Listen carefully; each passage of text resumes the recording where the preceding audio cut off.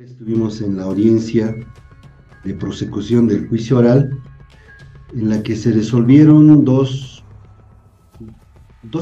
pasos, podríamos decir, dos etapas importantes del juicio.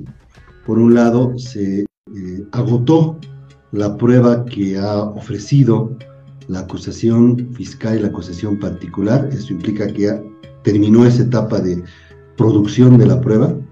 Hay una inmensa gama de documentos, testigos que han declarado y otros elementos que prueban la acusación de la Fiscalía, la acusación de la Procuraduría y de las otras instituciones.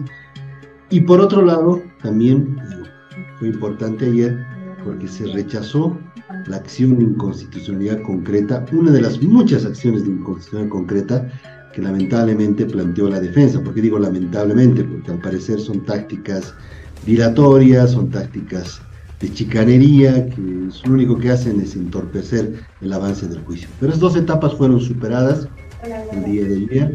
Se señaló audiencia para el próximo martes, a horas 10 de la mañana, con un objetivo bien claro al respecto. El martes vamos a terminar de agotar, porque ya en el día de ayer se agotó la prueba documental de la defensa ya también. Y ahora lo único que resta es que declaren sus testigos que han ofrecido. Les dieron un plazo prudente hasta el martes para que puedan llevar a sus testigos. Y terminada la prueba testifical, se agota la prueba de la defensa y entramos a la fase de alegatos. Considerando que a las 10 de la mañana se ha citado esa audiencia, entendemos que en el transcurso del día se van a concluir con los alegatos, que son las conclusiones del juicio previos a la sentencia, ¿no? En un juicio, perdón que me extienda, que es importante para el país, es importante para las instituciones que nos hemos constituido en querellantes, en acusadores, en víctimas, porque se están juzgando 107 contratos que se firmaron para la exploración, explotación y comercialización de hidrocarburos sin autorización congresal y en contra de los intereses del Estado. Si solamente pensamos en que esos contratos daban el 82% de las regalías a las empresas transnacionales y el 18% a Bolivia, y ahora la situación es inversa, estamos hablando de un grave daño económico al Estado. Por eso las instituciones y el Ministerio Público aguardamos que, si no es el martes, en la semana próxima, se pueda dictar una sentencia condenatoria por los delitos que han sido acusados, entre otros Gonzalo Sánchez de Lozada, exministros y exviceministros de esa gestión de gobierno. Procurador, ahora, ¿cuál es el pedido de la Procuraduría General del Estado, en este caso, para que se pueda llegar a hacer justicia? La máxima condena prevista para los dos delitos en concurso real, incumplimiento de deberes, contratos lesivos al Estado, que sumados podrían llegar a los 10 años de cárcel, pero más importante aún, más allá de que con una sentencia condenatoria estamos obteniendo justicia en un caso de tantos años. Este caso se remonta al 2005 la denuncia, al 2015 la acusación, es muchos años que han transcurrido. Va a empezar, una vez que se dicte la sentencia, la fase de reparación civil. Y ahí también vamos a apuntar para poder recuperar este grave daño económico que se ha causado al Estado. Procurador, para que la gente también lo comprenda, usted ya daba alguna fecha, ¿no?, de cuándo se ha originado este caso.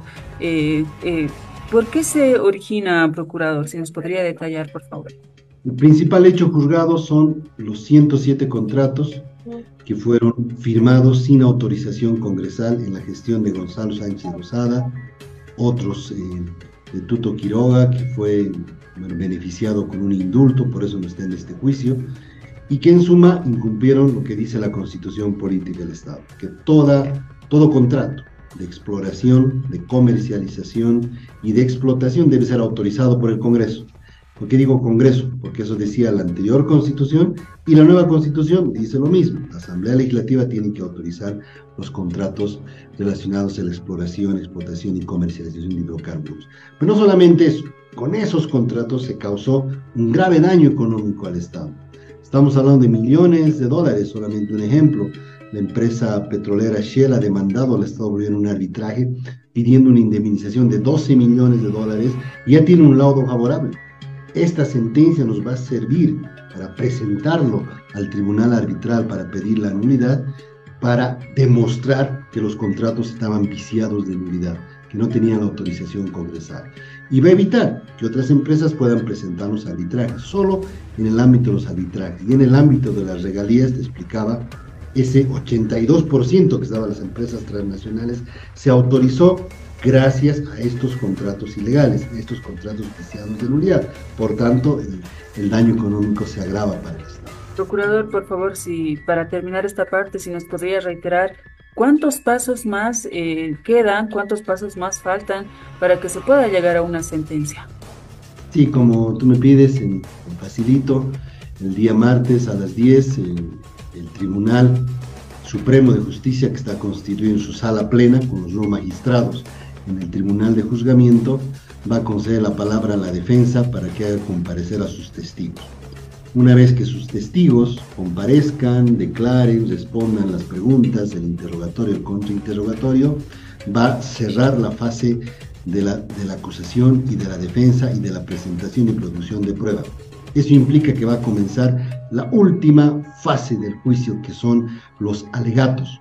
Aguardamos que el mismo día martes se puedan escuchar los alegatos de las partes. Estamos yendo con ese objetivo todas las instituciones que representamos al Estado, y bueno, quizás si fuera posible ese mismo día se puede dictar la sentencia, y si no, se declarar un cuarto intermedio máximo de 24 a 48 horas ya para escuchar la sentencia final. Procurador, si me permite, por favor, queremos también conversar con usted acerca del caso de Sencata.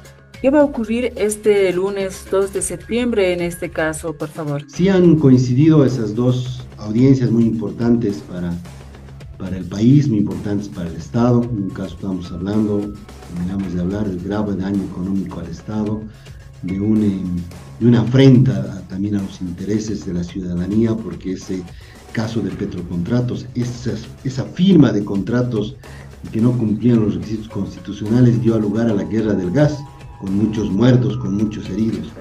Y al hablar de Sencata estamos hablando de la masacre, y no porque lo diga el procurador o porque lo diga el gobierno. Así lo ha definido el grupo interdisciplinar de expertos independientes, la masacre de Sencata, con muertos, con heridos, con perseguidos, con torturados.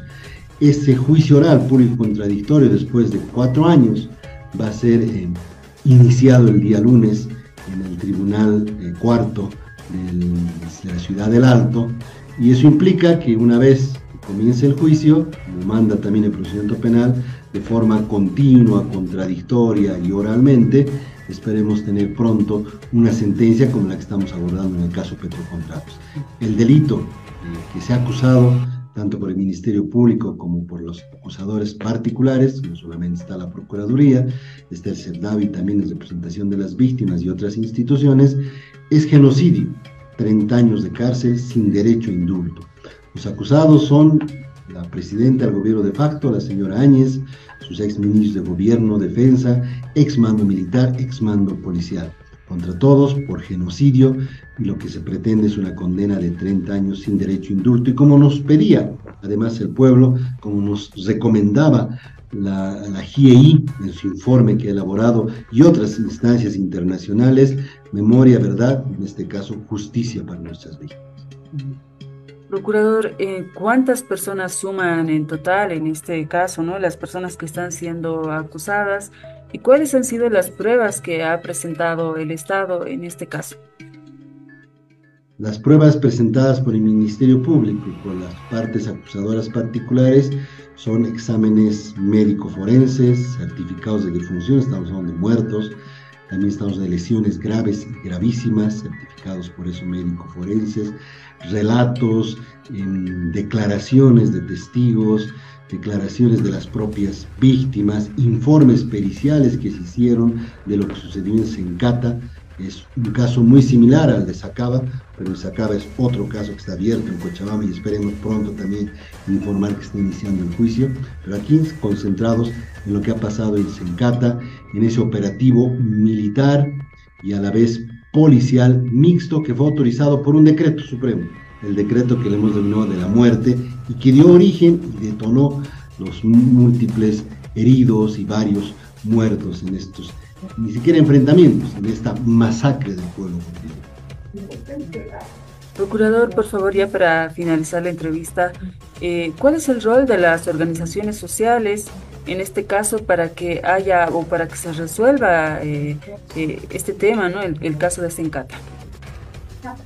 Entiendo y gracias por la pregunta que en ambos casos es necesario el control social. Ha sido muy importante el apoyo que nos han dado en un momento en el caso Petrocontratos, la Cor del Alto y otras organizaciones, señalando que exigía el pueblo alteño una sentencia contra Gonzalo Sáenz de Lozada.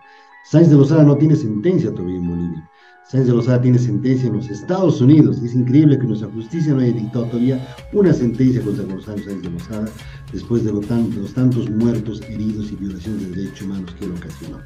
Primer caso. Y en el segundo caso, creo que el pueblo está esperando justicia. Las víctimas representadas por el CEDAVI y también por la Procuraduría, al lado, con el Ministerio de Gobierno, con el Ministerio Público, vamos a pedir la máxima sanción contra los responsables. Me preguntabas cuántos son los acusados. Son 19 personas las acusadas. Son exministros, la propia señora Áñez, los ex mando militar, ex mando policial, mandos medios militares y policiales, quienes incluso podríamos decir han confesado los delitos cometidos, porque han recibido órdenes en un decreto supremo totalmente ilegal, el decreto de la muerte, para disparar contra los bolivianos y bolivianas que estaban únicamente pidiendo respeto a la democracia. Las organizaciones sociales juegan un rol muy importante. Esperemos que el día lunes en la audiencia en La Paz, si bien va a ser virtual, tengamos la presencia de ellos. Los observadores internacionales van a ingresar seguramente, la audiencia es pública, los medios de prensa también seguramente van a ingresar, pero también el día martes allá en Sucre, porque es un momento histórico también, a escasos días, yo diría, ojalá el día martes, ya esperando la sentencia contra los Sánchez.